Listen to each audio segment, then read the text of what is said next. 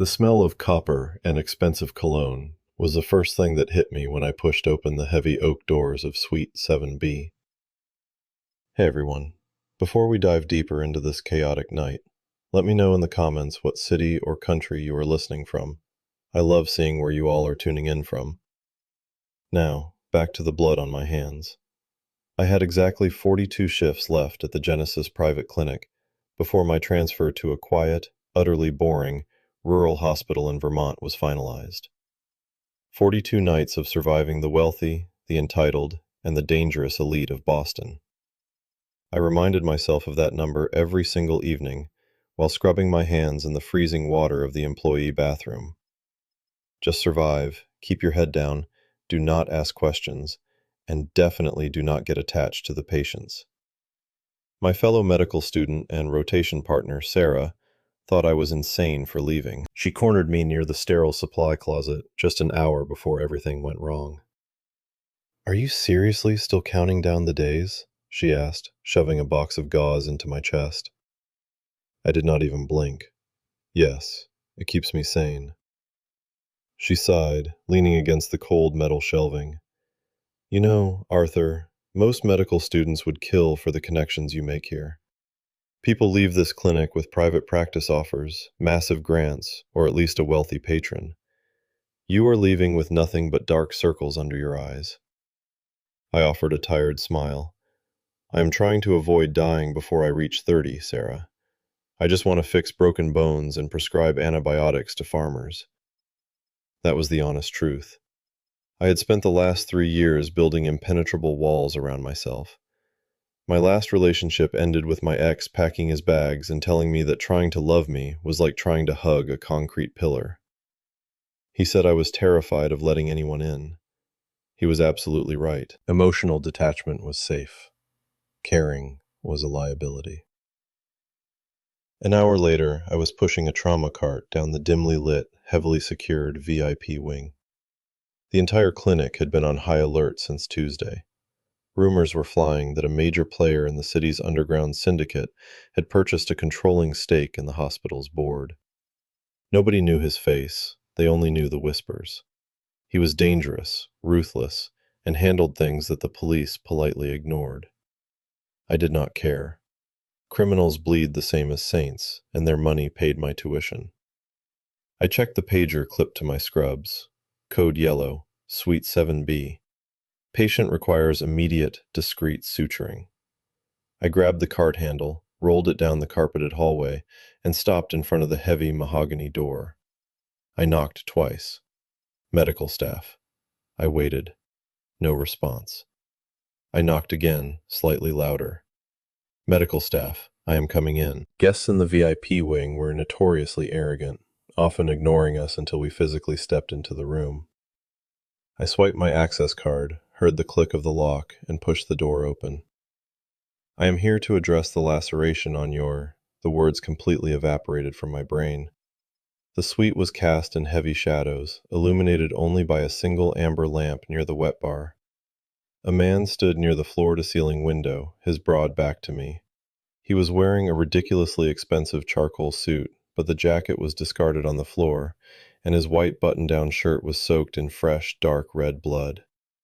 My eyes darted to the right. Another man was lying on the Persian rug, completely motionless, his face bruised and unrecognizable. My medical training screamed at me to check his pulse, but the sheer predatory stillness of the man at the window rooted my feet to the floor. The man slowly turned around. He had silver fox hair, meticulously styled despite the chaos, and sharp, aristocratic features that looked like they were carved from marble. But it was his eyes that made my lungs stop working. Pale, icy blue. Completely devoid of panic, remorse, or adrenaline. He looked bored. I felt the blood drain from my face. "Oh my God, wrong room. I am so sorry," I blurted out, my voice sounding incredibly small.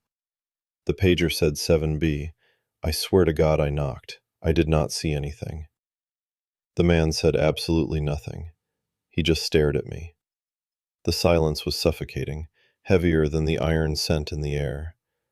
I immediately dropped my gaze to the floor, my heart hammering against my ribs like a trapped bird. I will leave right now. I am backing out of the door. Still, he did not speak. Then, a low, resonant voice cut through the quiet. It was smooth, commanding, and terrifyingly calm. "What is your name?" I blinked. That was the absolute last thing I expected him to ask. "Arthur. Arthur Pendleton," I stammered. The man studied me for a long, agonizing moment. His eyes swept over my cheap scrubs, my messy curls, and finally rested on my face. "You are terrified, Arthur Pendleton." "Yes, sir," I answered honestly. Once again, silence stretched between us. I purposely kept my eyes away from the unmoving body on the rug. Whatever had transpired in this room was none of my business. If I played blind, maybe I would survive the night. "I am very sorry for the intrusion. I will leave the cart if you need supplies," I said, taking a slow step backward into the hallway. The man tilted his head slightly. "Close the door behind you. Forget you know how to count to 7. I pulled the door shut so fast I nearly pinched my fingers. The moment the latch clicked, I leaned against the cold corridor wall and dragged in a ragged breath. My hands were violently shaking. I stared at my reflection in the polished elevator doors. What kind of nightmare had I just walked into? When I got back to the break room, Sarah immediately dropped her coffee cup. It clattered against the table. "Arthur, you look like you just watched someone rise from the dead. What happened?" "Not a ghost," I whispered, rubbing my temples. "Maybe a cartel boss." "What are you talking about? I went to 7B instead of 7D. I walked into the wrong suite." Sarah gasped, her eyes going wide. "Are you joking? The new owner is in 7B. The board completely locked down that half of the floor. I do not know who he is, and I want to erase the last 10 minutes from my brain," I muttered, walking over to the sink to splash cold water on my face. "Well, you are out of luck," Sarah whispered dramatically. "Everyone is saying he is Silas Vance. He runs the largest shadow syndicate on the East Coast. People who cross him literally evaporate." I let out a dry, humorless laugh. "Fantastic. Great. I am sure he will forget all about the exhausted medical student who interrupted his murder scene." But later that night, while charting patient vitals in the quiet glow of the nurse's station, I could not stop thinking about his icy blue eyes. It was not because he was impossibly handsome, though I stubbornly refused to acknowledge that fact. It was something deeper. Behind the terrifying calm, the man looked deeply, profoundly exhausted. It was a kind of soul-deep weariness I recognized in terminal patients. Meanwhile, 10 floors above me, Silas Vance sat alone in the dim light of his suite. The mess had been thoroughly handled. The carpet was clean, and the liability who had tried to siphon funds from his network was gone. Yet, Silas had not moved from the leather armchair. He stared out at the freezing Boston skyline, nursing a glass of scotch he had not tasted. His head of security, a massive man named Elias, a massive man named Gideon, stepped into the room. "The clinic acquisition is finalized, sir." Silas did not blink. Gideon frowned slightly. "You pushed this deal through faster than usual. Is the location satisfactory?" Still silence. Then Silas spoke, his voice quiet. "The medical student from earlier, Arthur Pendleton." Gideon paused. "The one who breached the room?" "Yes. I need a full dossier." Gideon narrowed his eyes. "Sir?" "He saw the body. Do you want him neutralized? Removed from the facility?"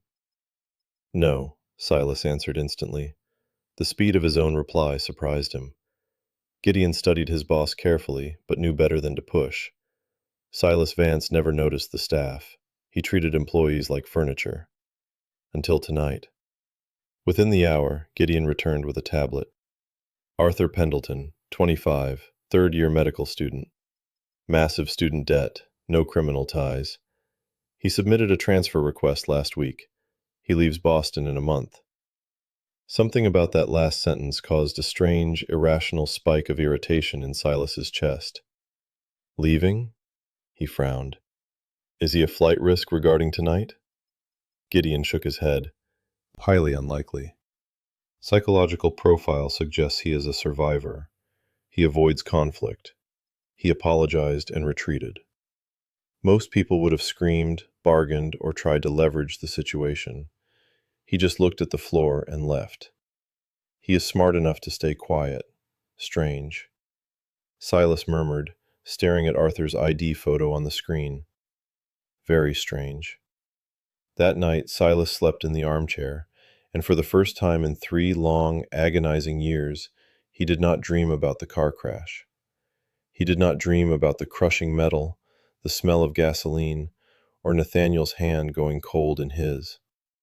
There was just quiet, pure, undisturbed quiet. He woke up at dawn, staring at the ceiling, and slowly whispered the name into the empty room. Arthur. The next morning, the Genesis Clinic was a hive of chaotic energy. Administrators were pacing the halls, security guards in tailored suits were stationed at every elevator, and the tension was thick enough to cut with a scalpel. I was organizing patient files when the chief of medicine called my name over the intercom. My stomach violently plummeted. This was it. I was getting fired, or worse, thrown into the harbor. Sarah grabbed my arm, her nails digging into my scrubs. If they take you to the basement, I promise I will adopt your cat. I do not have a cat, Sarah, I replied grimly, pulling away. I walked into the chief's office expecting a termination letter. Instead, 3 hospital administrators were sitting around a heavy oak table, looking incredibly uncomfortable. I stood at attention. Sir, if this is regarding my accidental entry into Suite 7B last night, I assure you it was a pager malfunction. I did not see anything. The chief held up a hand. You are not being terminated, Pendleton. You are being reassigned. I blinked, utterly confused. Reassigned? To what department? As of this morning, you are the exclusive private medical retainer for the penthouse suite. You will report directly to Mr. Vance. You will handle his vitals, his personal medical needs, and remain on call for him 24/7. The room temperature seemed to instantly drop 10 degrees. I stared at them. Requested me? Me?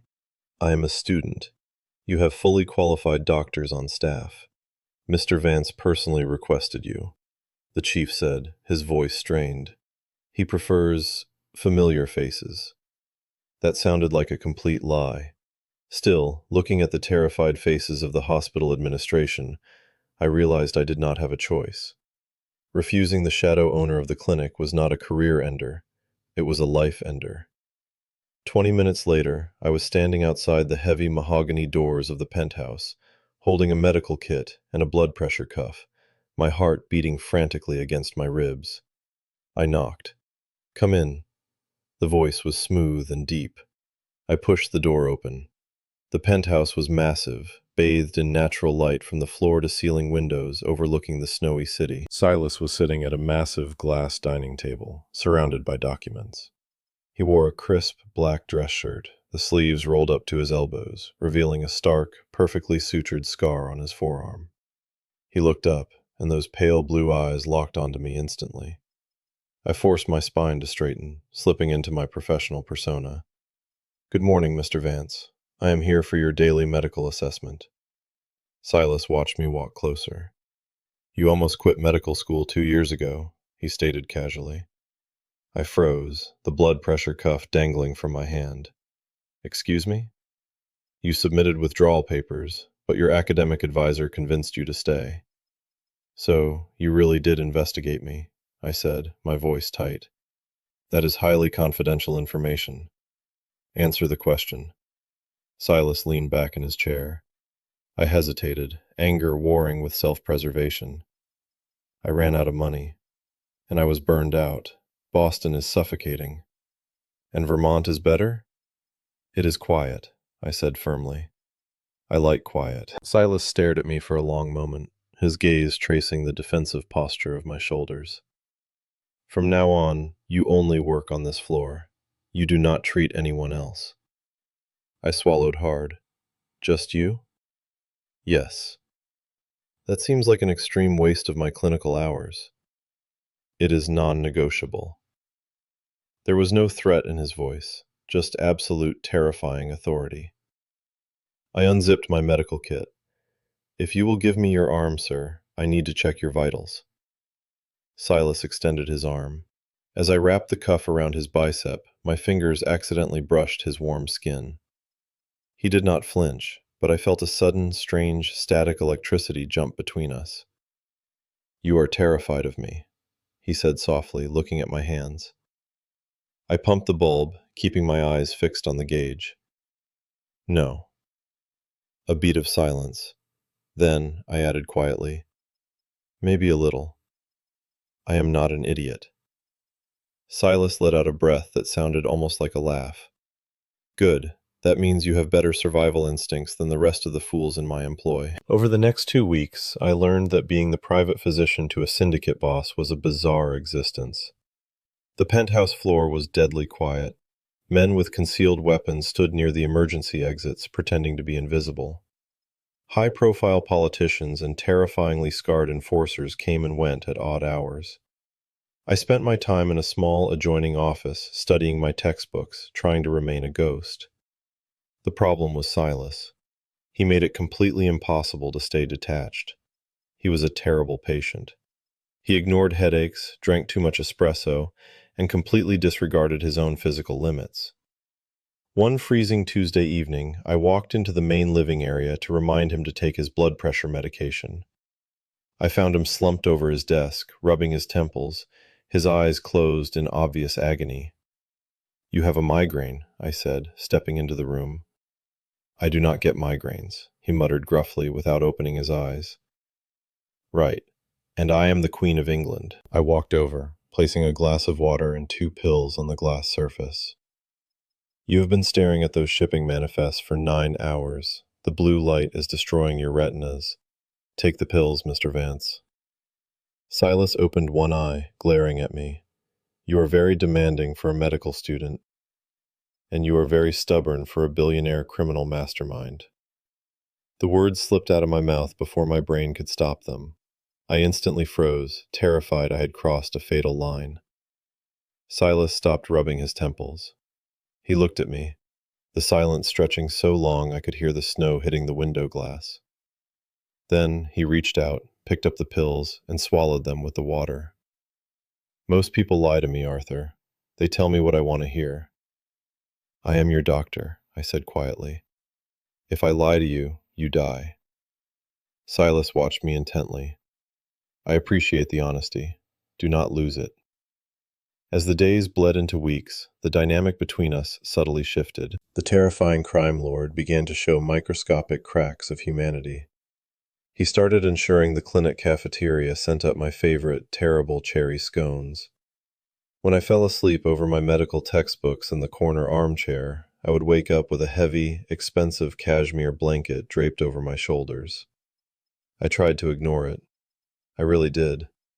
I reminded myself of the countdown, 20 days left. But one night, the reality of his world came crashing into mine.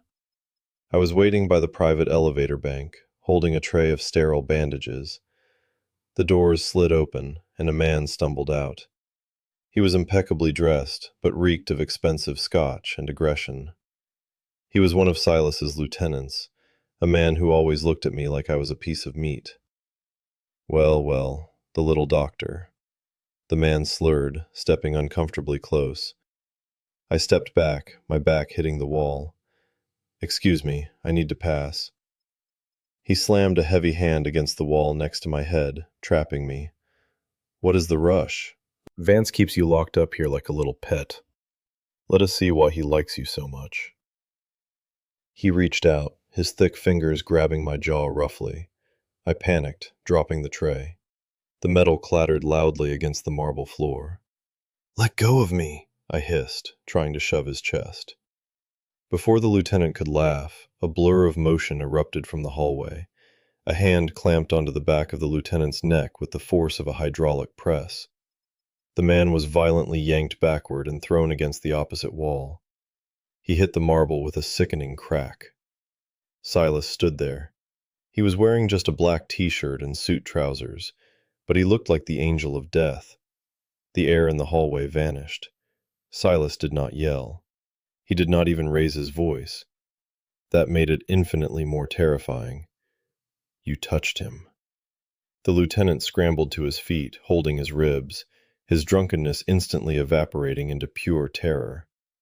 Boss, I swear I was just playing around. It is a joke. It ceases to be a joke when he tells you to let go. Silas's voice was a dead, flat whisper.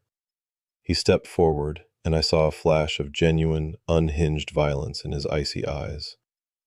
The lieutenant backed away, trembling. I am sorry. I apologize. Get out of my building. If I see your face in Boston again, you will not have a face. Silas commanded softly. The man scrambled to the elevator and frantically pushed the button. The doors closed, leaving a ringing silence in the hallway. I was trembling, clutching my chest, trying to regulate my breathing. Silas turned to me, the murderous rage bleeding out of his posture, replaced by a sharp, focused intensity. Are you hurt? He asked, stepping closer. His eyes quickly scanned my jaw where the man had grabbed me. No, I am fine. You did not have to do that. I rubbed my jaw, looking away. Yes, I did, he countered, his voice heavy. It was not a big deal. Do not say that, Silas snapped, stepping directly into my space. I looked up, startled. Silas exhaled, a long, slow breath, visibly trying to control himself. Someone putting their hands on you without your permission is a massive deal, Arthur. Never minimize it.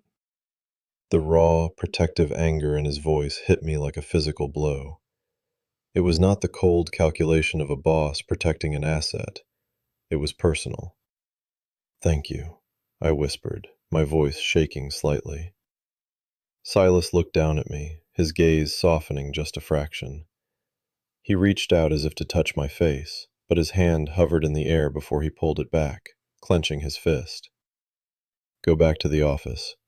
I will send someone to clean up the tray. A few days later, the armor Silas wore finally shattered. I was looking for a specific medical file in the back hallway of the penthouse, while Silas was out at a meeting.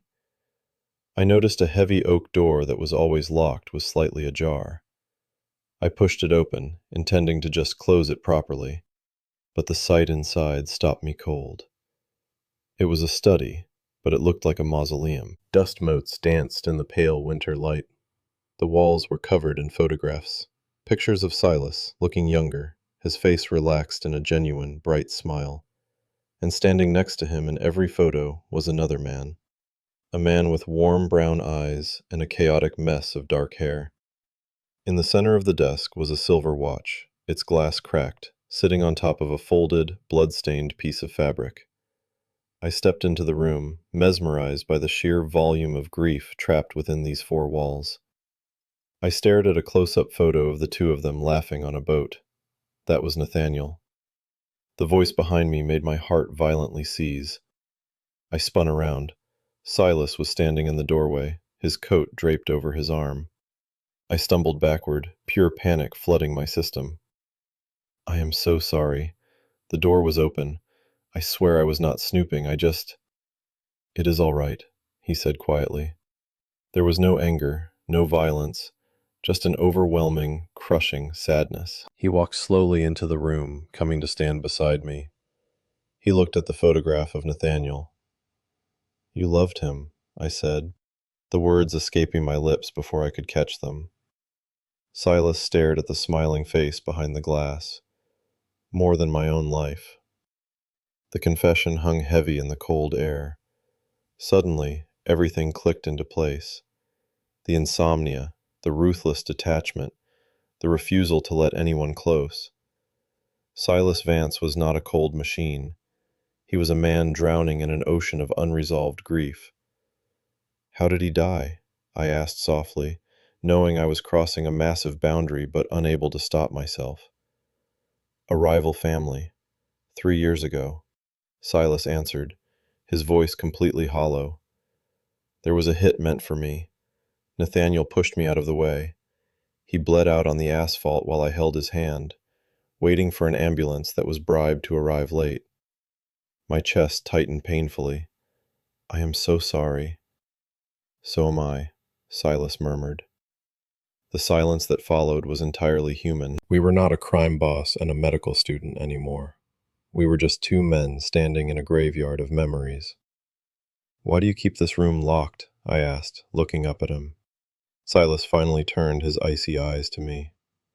"Because if I pack it all away, if I close the door completely, it feels like I am killing him a second time."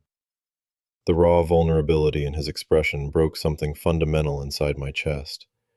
I realized then that I had been looking at Silas all wrong. I had seen the danger, but I had missed the devastatingly broken man underneath.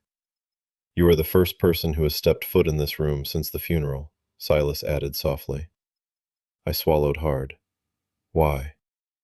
Silas stepped closer. The distance between us evaporated. "Because, Arthur, you are the first person I have actually wanted to let in." The air in the room instantly changed. It became heavy, charged, and impossibly intimate. My heart began to race, a frantic rhythm against my ribs. I realized with terrifying clarity that the walls I had built to protect myself were crumbling to dust. "I need to go check the inventory." I lied, my voice breathless. I practically fled the room. That night, I sat on the floor of my tiny apartment, holding a mug of cold tea, staring at the wall. Sarah called me. "Arthur, you sound like you are having a mental breakdown. What is wrong?" I pulled my knees to my chest. What do you do when the most dangerous thing in your life starts feeling like the safest place in the world? Sarah went completely silent on the other end of the line. "Oh my God, you are falling in love with him." I hung up the phone. She was right. It was terrifying, reckless, and entirely stupid. I stopped crossing the days off my calendar. I stopped looking at photos of the quiet hospital in Vermont. Without realizing it, my entire center of gravity had shifted to a dark, dangerous penthouse and the man who ruled it. I knew how he liked his coffee. I knew the exact twitch in his jaw when a deal was going poorly.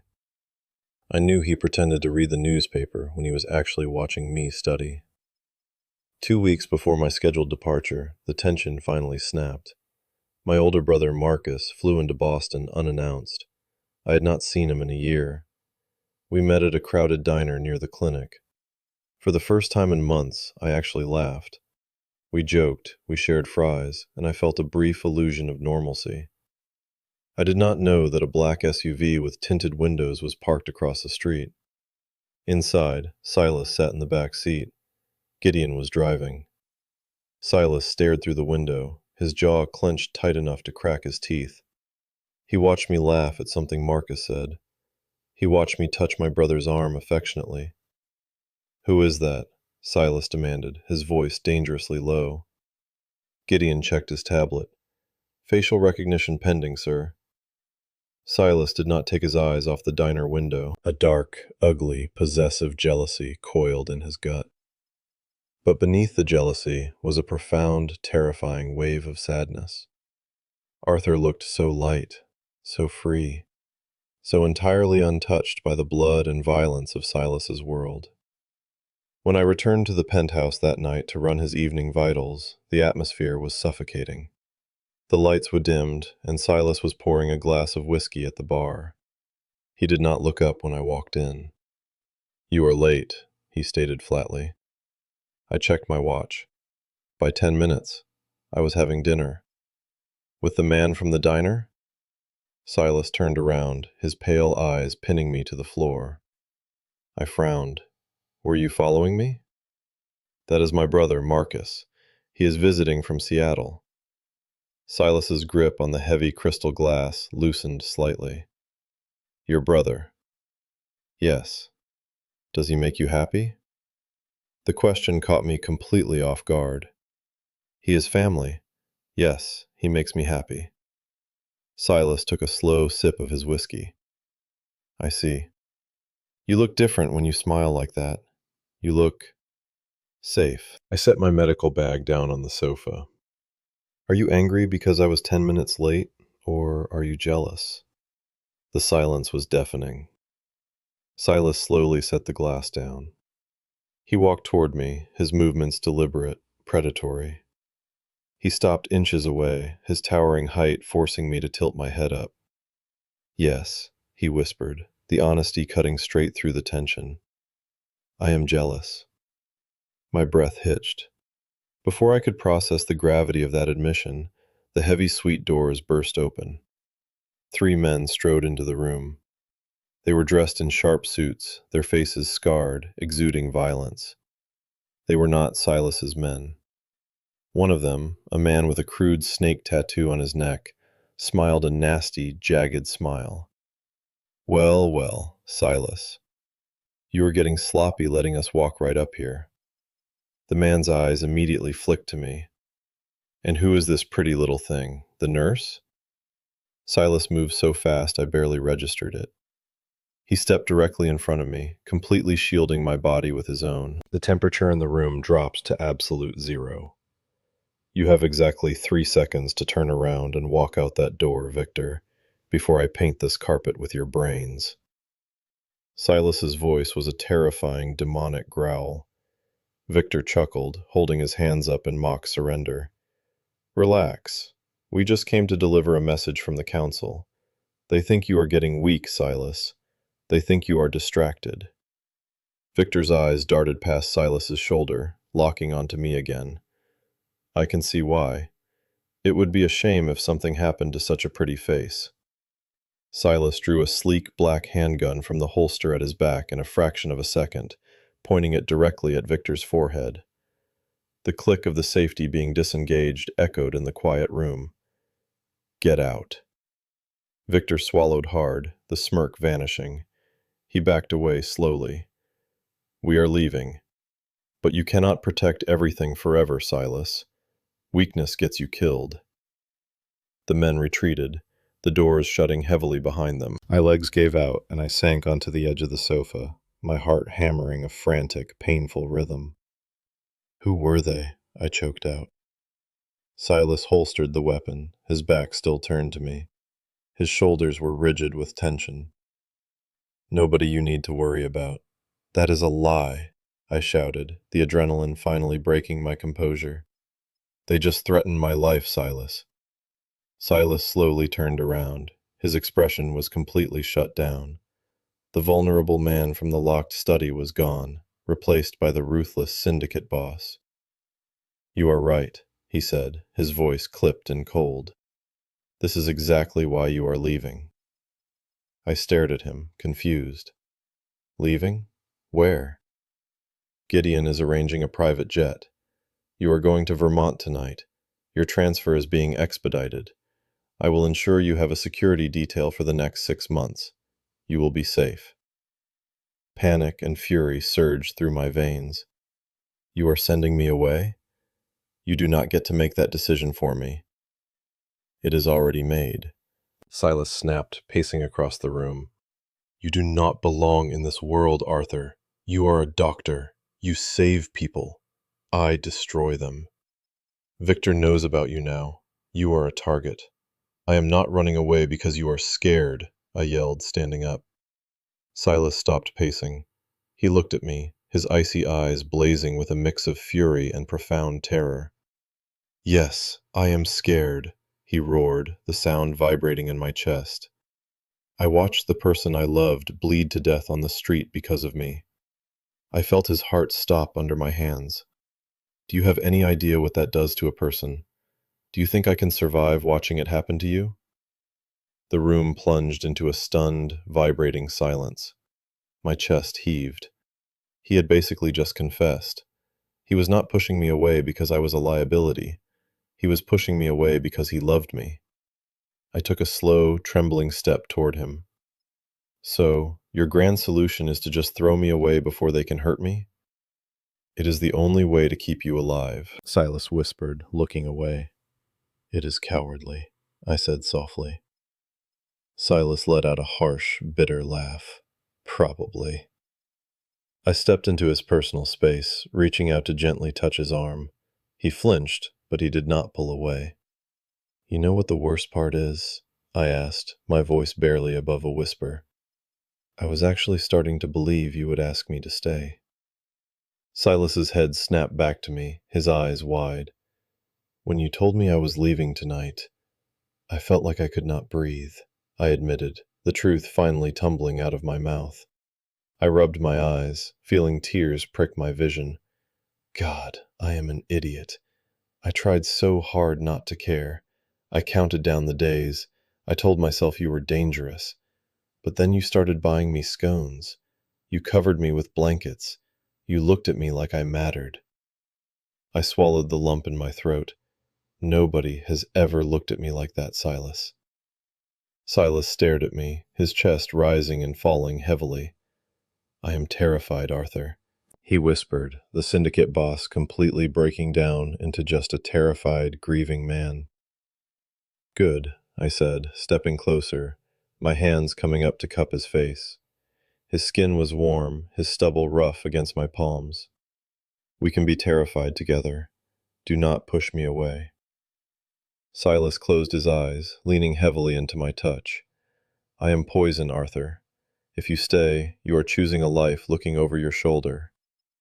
I am choosing you, I corrected softly. Silas opened his eyes. The ice had melted, replaced by a desperate, burning heat. He reached up, his large hands gripping my waist. He pulled me flush against his body. He stared at my lips for a second before capturing them in a desperate, bruising kiss. It was not gentle. It was a collision. It was all the fear, the grief, and the unspoken tension of the last months pouring out into a single, frantic action. I kissed him back just as hard, my hands tangling in his silver hair, anchoring him to me. When we finally pulled apart, we were both breathing heavily, foreheads resting against each other. You have completely ruined my life plan, I murmured against his lips. Silas let out a breathy laugh, the sound rumbling in his chest. I will buy you a hospital. I will buy you 10 hospitals. Just don't leave. The heavy doors opened again. Gideon stood in the doorway. Boss, the jet is... Gideon stopped mid-sentence, his eyes widening slightly as he took in our position. He immediately looked at the ceiling. I can come back. Cancel the jet, Gideon, Silas said, his voice returning to its commanding cadence, though his arms stayed firmly wrapped around my waist. And Gideon? Yes, boss. Handle Victor. Permanently. Gideon nodded once. Consider it done. He stepped back and closed the doors. I looked up at Silas. Should I ask what handle means? Absolutely not, he replied, kissing my forehead. 3 months later, the freezing Boston winter had finally given way to a crisp spring. I was standing in the massive gourmet kitchen of the penthouse, wearing one of Silas's oversized dress shirts, staring in horror at a smoking pan. You burned the eggs, I said flatly. Silas stood next to me, wearing expensive slacks and an apron that looked ridiculous on his massive frame. I did not burn them. They are blackened. It is a culinary technique. They are charcoal, Silas. You run a criminal empire, but you cannot fry an egg. Silas wrapped his arms around me from behind, resting his chin on my shoulder, completely ignoring the smoke alarm that was threatening to go off. I was distracted. He murmured, pressing a kiss to my neck. I laughed, leaning back against his solid chest. A lot had changed in 3 months. I never went to Vermont. Instead, Silas had pulled strings, and I was completing my final rotations at a prestigious hospital downtown, heavily guarded by invisible men in suits, of course. Sarah had screamed for 10 minutes straight when I told her I was staying. My brother Marcus thinks I am insane, but happy. And Silas? The nightmares haven't completely stopped. The grief of losing Nathaniel is still there, tucked away in the locked study. But now, when Silas wakes up at 3 in the morning covered in cold sweat, he isn't alone. I am there.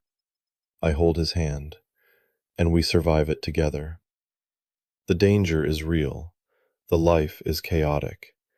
But as I turned around in the kitchen, wrapping my arms around his neck and looking into those pale, beautiful blue eyes, I realized something. Sometimes, you count down the days to escape a place, only to realize you were actually just waiting for your life to begin. Sometimes, the wrong door is exactly the one you were supposed to walk through. And that is the story. Thank you so much for listening to the very end. Let me know in the comments below, if you were in Arthur's shoes, would you have run from a storm like Silas? Or would you have stayed and built a home in the chaos? Don't forget to like, subscribe, and share. Until next time.